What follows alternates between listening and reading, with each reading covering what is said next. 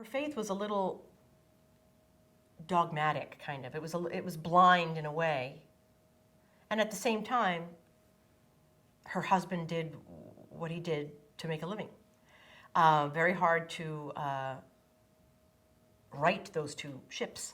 And so I think, she slipped into a place of schizophrenia or of like denial about what is actually happening, or she had to somehow make it okay for both those things to exist in her life. And, people are capable of all kinds of things when they don't have a more creative way of thinking about it. But I think her faith, her love of her husband, her love for her family were of all a very real part of one piece of her. And I think she drew strength from it.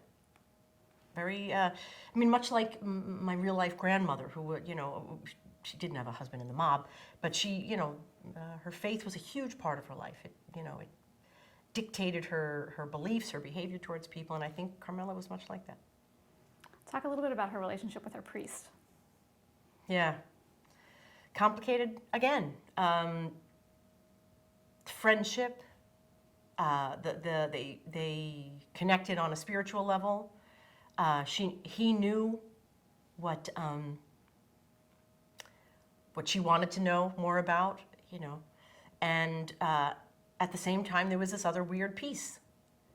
He showed up for her in a way that Tony didn't, couldn't, whatever, and they would sit and watch movies together, I guess, and so he was a friend, but yeah, there were these sort of weird, inappropriate sparks between them as well.